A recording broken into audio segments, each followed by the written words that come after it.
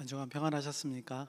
예, 추석 명절 또 잘 지내시고 다음 주일에 또 뵙기를 바랍니다. 제가 기도하고 시작하겠습니다.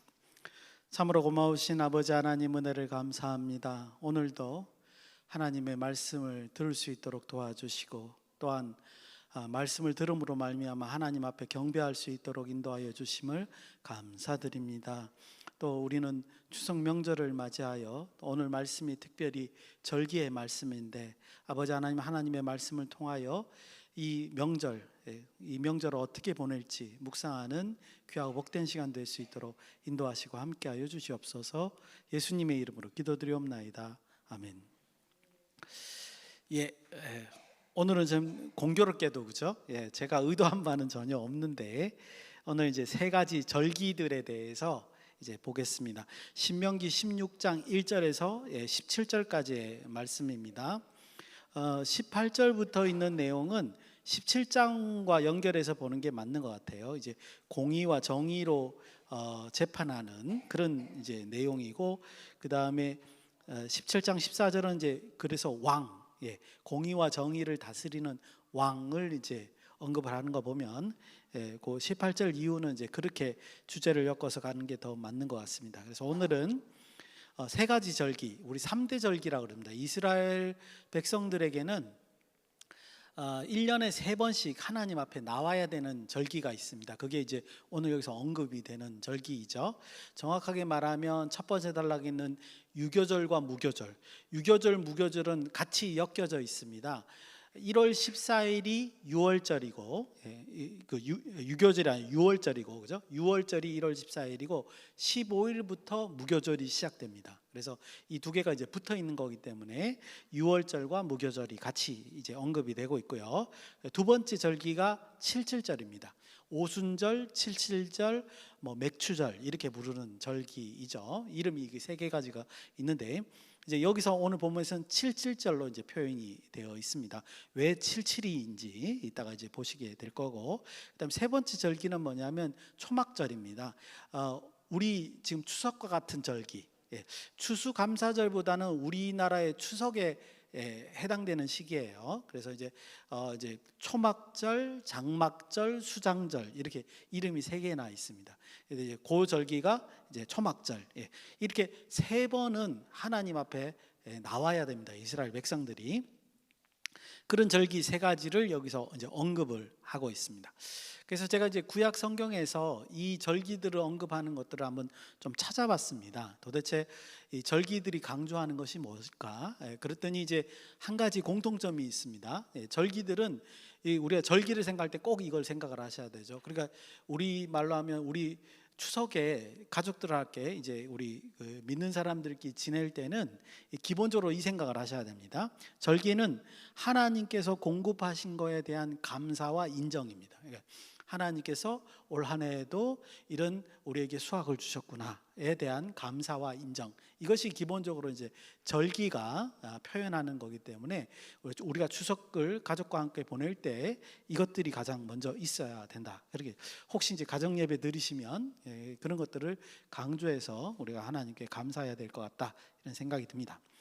그래서 또 이제 제가 앞에 있는 구약 본문들을 이렇게 살펴봤어요. 절기들이 나오는 거를 살펴봤는데 금방같이 이제 공통점도 발견할 수 있었지만 각각의 절기들이 그 문맥에 따라서 강조점이 다르다라는 것도 발견할 수 있었습니다.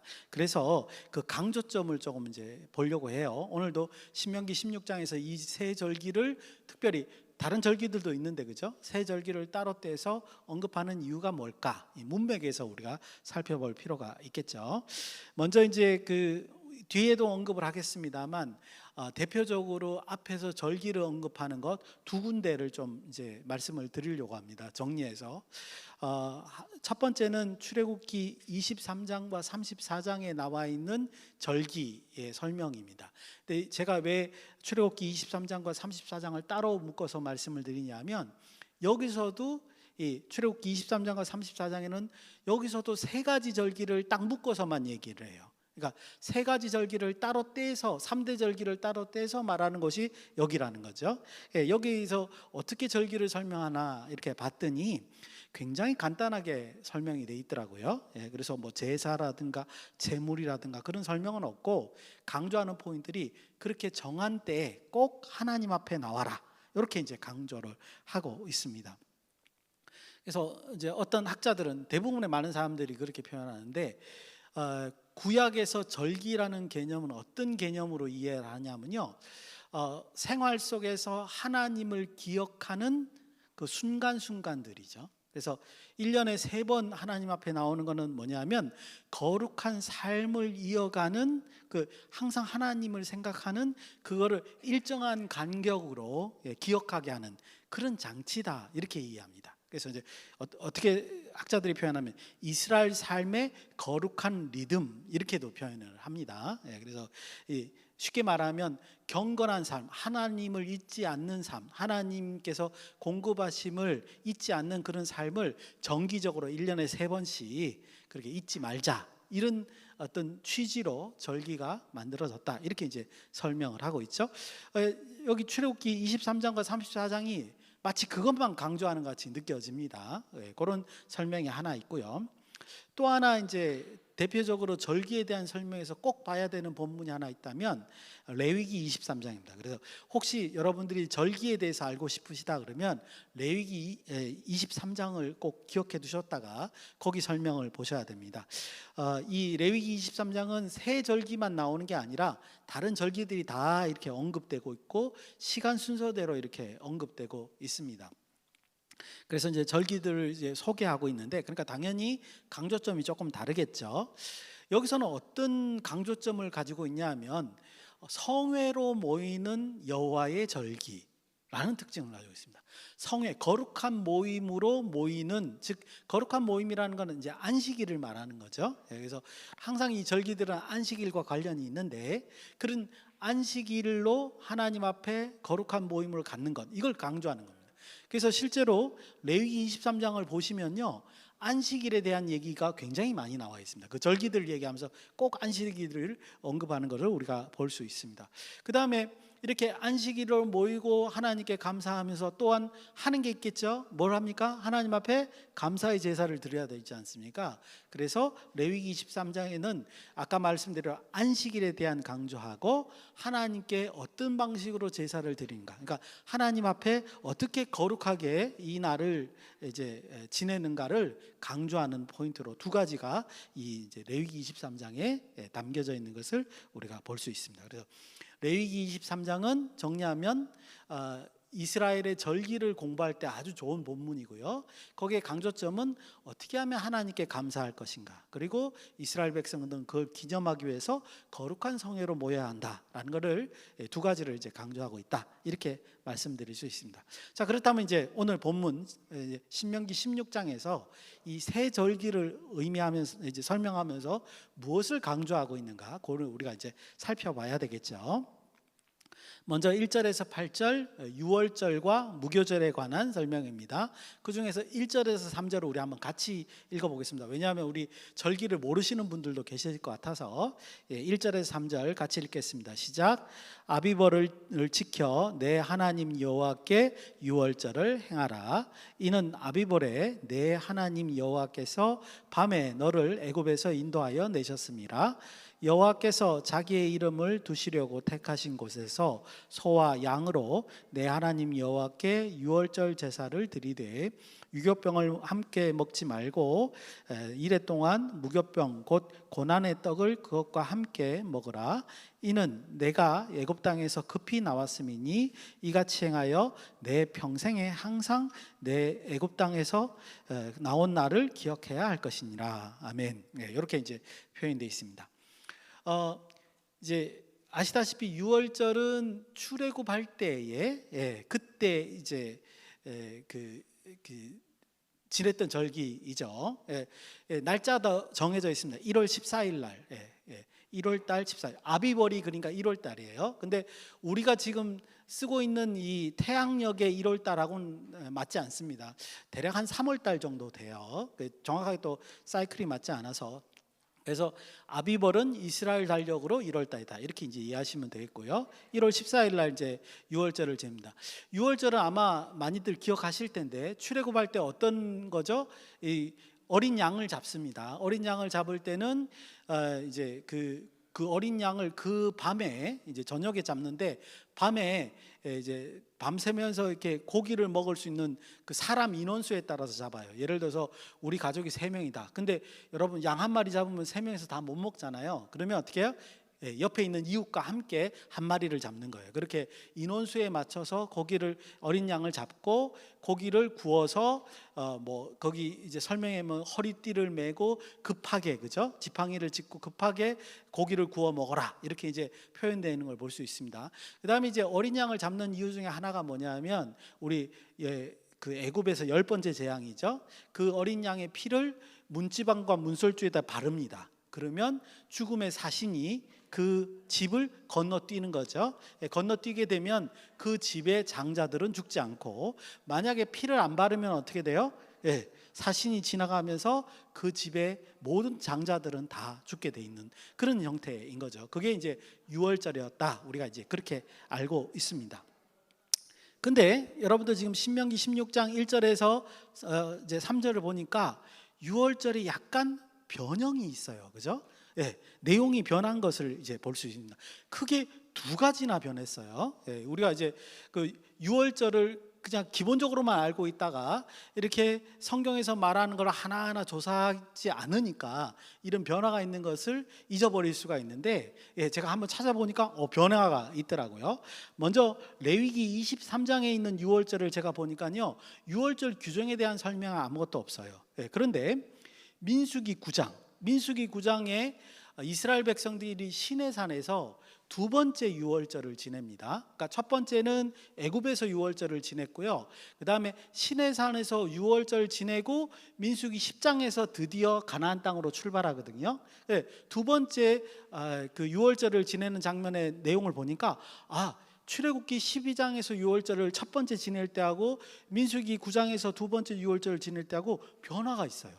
거기에서도 벌써 변화가 있더라고요. 어떤 변화가 있느냐? 2번째 유월절을 지킬 때 그거는 똑같았어요. 어린 양에다가 무교병에다가 쓴 나물을 같이 먹어라. 그거는 동일하게 이제 되어 있는데 피를 안 발라요. 그렇죠. 애굽에서는 집이 있었으니까 집에 문설주나 그 이제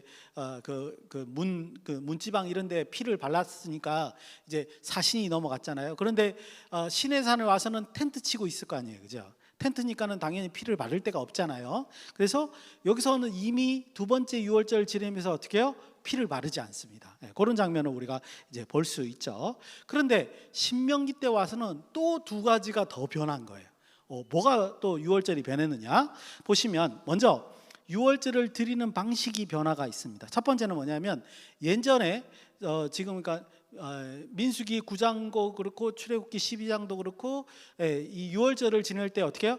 각 가정에서 어린 양을 잡는 거거든요. 가족 인원 수에 맞춰서 인원이 부족하면 옆집과 합쳐서 어린 양을 잡아서 그날 밤에 그 고기를 다 먹어야 되는 각 가정에서 벌어지는 그 이제 형태가 유월절 절기였단 말이에요. 그런데 지금 여기서 뭐라고 그러냐면 오늘 본문 1절에 3절 읽으니까 여호와께서 자기의 이름을 두시려고 택하신 곳으로 와라 이렇게 되어 있습니다. 변했어요. 처음에 유월절은 각 가정에서 드리는 제사였는데 지금은 어떻게 되세요? 하나님 앞에 나와서, 즉 이제 나중에 예루살렘으로 그 지정이 되니까 예루살렘에 와서 유월절 제사를 드려야 되는 거예요. 그거 한 가지 이제 변했고요. 2번째는 뭐냐면 유월절을 그 고기를 그냥 양을 잡아서 고기를 먹는 걸로 그렇게 이제 했었는데 이제는 뭐라 그러면 유월절 제사를 하나님께 드려라 이렇게 이제 변한 거를 이제 볼 수 있습니다. 그러니까 장소가 변했고 방식이 변한 거죠. 장소는 가정에 드리다가 하나님 앞에 나오는 거고, 그다음에 방식은 뭐요? 자기네들끼리 그걸 이제 하다가 하나님 앞에 제사를 드리는 거. 이런 방식으로 이제 바뀐 것을 우리가 볼 수 있습니다. 근데 나머지 것들은 다 비슷해요. 그 고기는 그날 밤에 다 먹어야 된다. 그죠? 그 아침까지 두면 안 된다. 만약에 고기가 남으면 다 불태워서 없애는 거죠. 그래서 이제 암시적으로 유월절이라는 거는 축제의 개념이에요. 무슨 말씀이냐면 만약에 고기가 밤에 남았어요. 그러면 이 남은 고기 다 그냥 불태워서 버려야 된다고 돼 있지 않습니까? 그러니까 우리가 생각할 때 고기가 남으면 어떻게 해요? 이웃과 나눠 먹는 거죠. 그러니까는 이 유월절은 이제 하나님 앞에 드리는 제사임과 동시에 전체들이 고기 파티라는 그런 축제의 개념이다. 이렇게 이제 이해해 볼 수 있습니다. 그럼에도 불구하고 언급하는 것들이 있어요. 뭐냐면 아주 특별하게 제사를 드리는 시간을 언급하고 있습니다.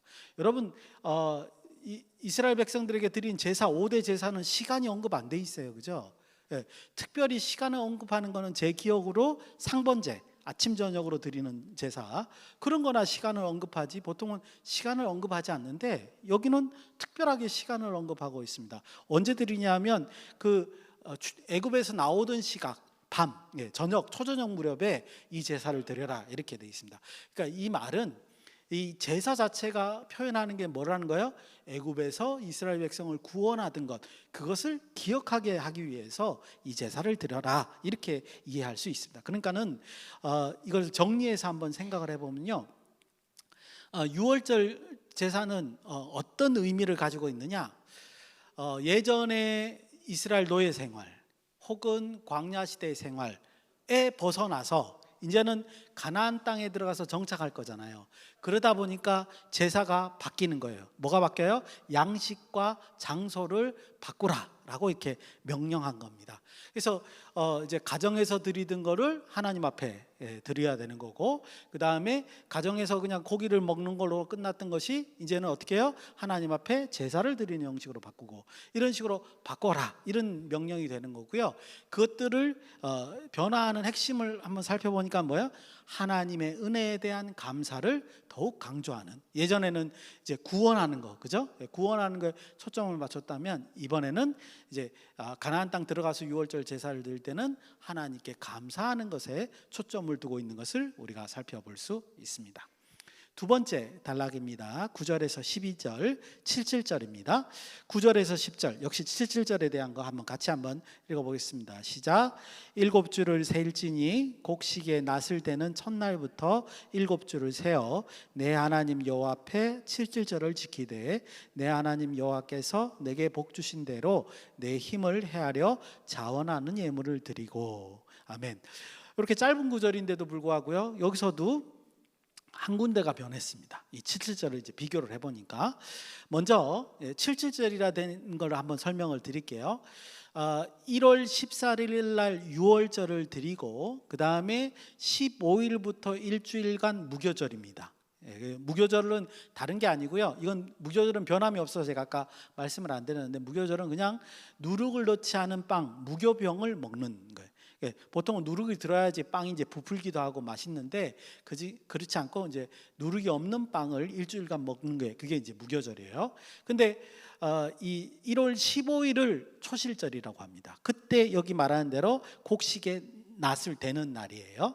이제 거기서부터 몇 주요? 7주를 세립니다. 그러니까 한 주가 7일이니까 7주니까 77이잖아요. 그래서 이름이 77절이에요. 그러면 49일을 지나고 나서 50일째에 뭐를 하느냐? 이 77절을 이제 지내는 거에 되는 겁니다. 그래서 77절 혹은 오순절, 그다음에 맥추절 이렇게 이제 부르기도 합니다.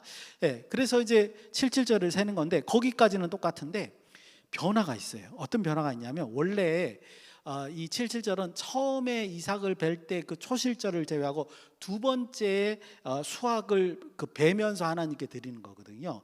아직 추수감사는 아니지만 추석과 같은 거는 나중에 이제 그 초막절에서 하는 거지만 두 번째 낫을 대면서 이제 그것에 대한 감사를 드리기 때문에 표현이 첫 수확물이라는 표현이 기본적으로 되어 있습니다. 77절은. 그러니까 제 기억으로 밀일 것 같아요. 볼인지 밀인지 맨날 헷갈리는데 제가 어쨌든 그 첫 수확을 하나님께 드리는 게 이제 77절인데 여기는 용어가 바뀌었어요. 뭐라고 표현되어 있냐면 자원하는 예물이라고 10절에 나와 있어요.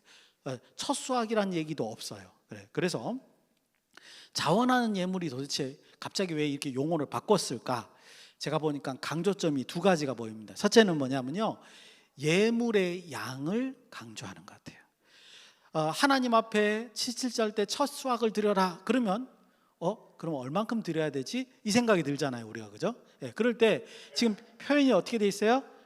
자원하는 예물이라서 여호와께서 내게 복을 주신 대로 내 힘을 헤아려 드리도록 설명하고 있습니다. 그러니까 예물의 양이 어떻게 된 거예요? 하나님이 얼만큼 공급하셨나 그걸 헤아려서 자기가 드리는 거예요. 자발적으로 드리는 거예요. 즉 여기서 표현하는 것은 이 77절의 예물은요, 하나님의 공급하심에 대해서 자발적이고 적극적으로 하나님께 감사의 표현을 하는 거예요. 그날이 77절인 거예요. 그렇게 바뀌었어요.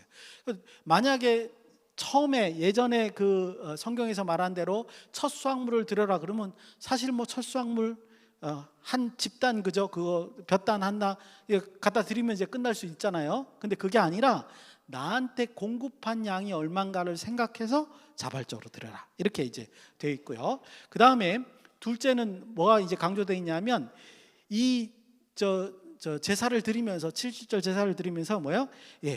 약자들과 객들과 레인들과 함께 즐거워하라 이렇게 설명이 되어 있습니다. 근데 이게 공이 6월절도 마찬가지고 77절도 마찬가지고 좀 이따 볼 초막절도 마찬가지고 전부 다 공이 약자들과 레위인과 나그네와 이런 사람들하고 같이 즐겨라 이렇게 되어 있고요.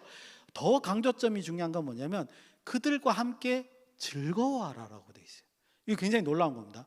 여러분 추석이 되면 우리도 명절이 되면 기분이 기쁘죠. 그런데 이제 하나님으로부터 오는 수확이 많으면 나는 기쁜데 수확이 없는 사람들은 명절 때 그렇게 기쁘지 않을 거 아니에요. 그죠? 그런데 이때 지금 뭐라는 거예요? 그들과 수확을 함께 나눔으로써 그 약자들이 즐거워해서 함께 즐거워하는 것. 그렇게 지내라고 이제 되어 있다는 거죠. 그래서 일종의 이 절기는 하나님께 감사함과 동시에 뭐예요? 약자들을 보호하고 약자들이 생계를 이어갈 수 있도록 그들이 함께 하나님의 공급하심을 즐거워할 수 있도록 그렇게 하는 장치라는 거예요. 사회 안전망이라는 거죠. 요즘으로 말하면 사회복지제도에 해당이 된다 그렇게 볼 수 있습니다. 그래서 11절에 보시면요, 약자들과 객과 레인들을 함께 즐거워하라 이렇게 명령하고 있는 것을 볼 수 있습니다. 그게 지금 강조점이 이 77절에서 두 가지가 이제 다른 거죠. 하나는 제가 뭐라고 그랬습니까?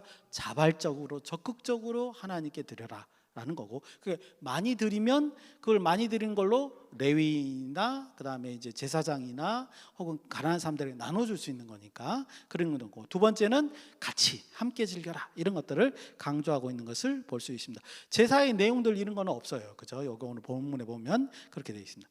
그래서 이걸 통해서 우리가 두 가지 제사만 딱 보더라도 알 수 있는 게 뭐냐 하면요, 왜 적극적으로 하나님께 받은 그 복을 공유하라고 이렇게 주장하는 걸까? 율법에서 하나님께서 그걸 명령하는 것일까? 제가 여러 차례 많이 말씀드렸지만 기본 개념이 이런 거예요.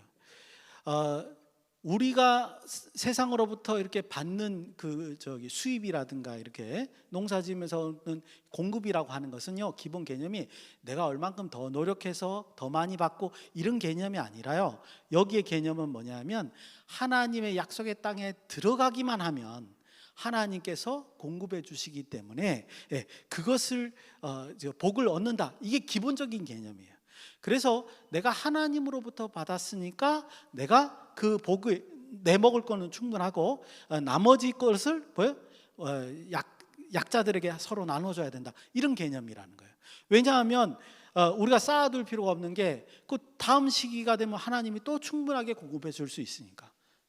그런 개념 속에서 다른 약자들 혹은 이제 힘든 사람들 혹은 기업이 없는 사람들한테 나눠줘라 이렇게 설명하고 있는 것을 우리가 살펴볼 수 있다는 겁니다.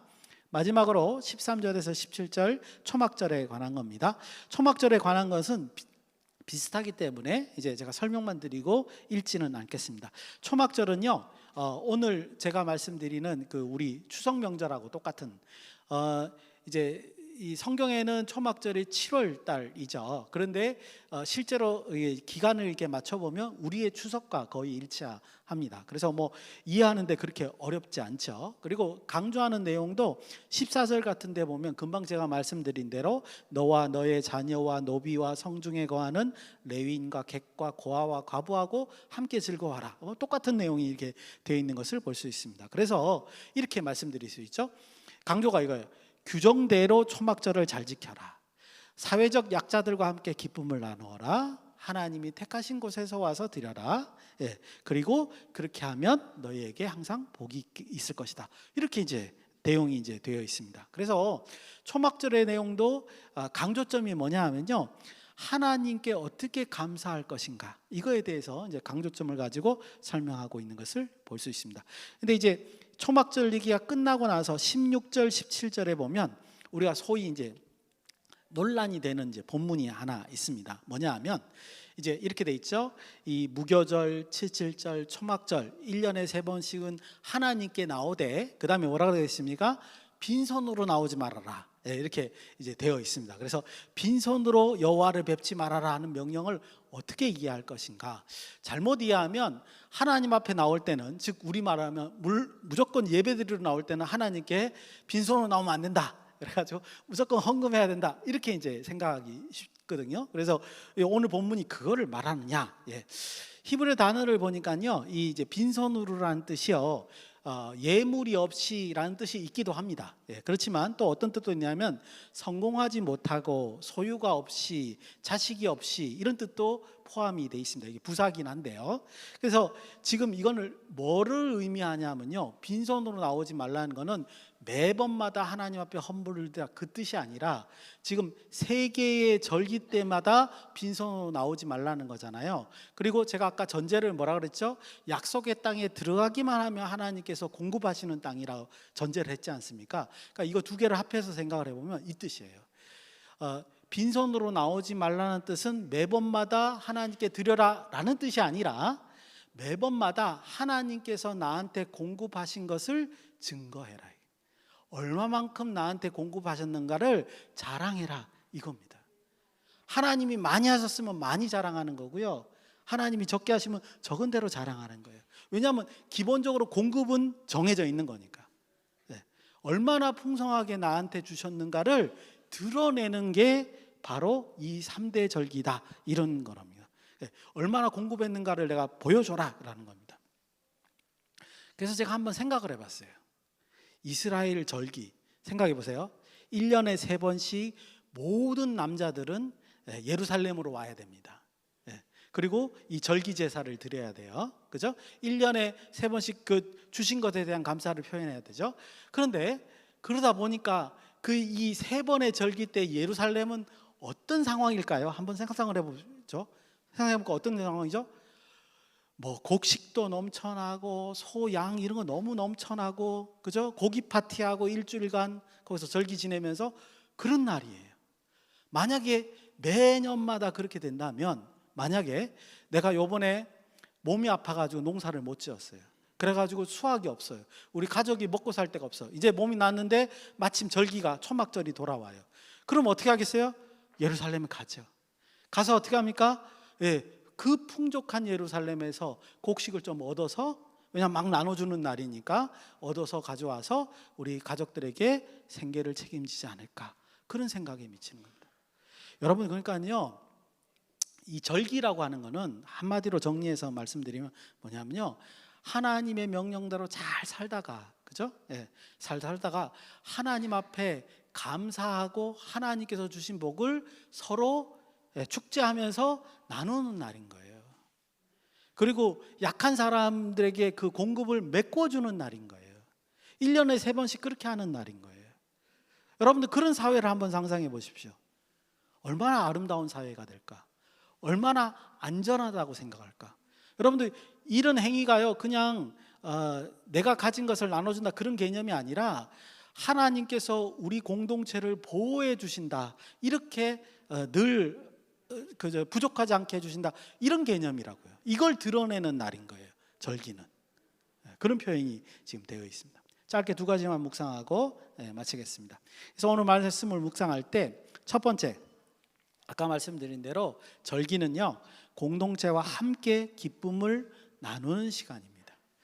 그때 기쁨을 함께 나눈다는 말은 나는 많이 얻어서 수확이 많아서 기쁘겠지만 수확을 적게 얻거나 못 얻은 사람이 기뻐할 수 있도록 충분히 그 부족한 사람에게 채워줘서 그 사람도 함께 기뻐하는 날, 이런 날이 함께 즐거워하는 날이다, 이런 거죠. 그래서 앞에도 말씀을 드렸지만 하나님의 보호와 인도가 효과를 드러내는 시간, 이것이 절기다, 이렇게 이해하시면 좋을 것 같고요.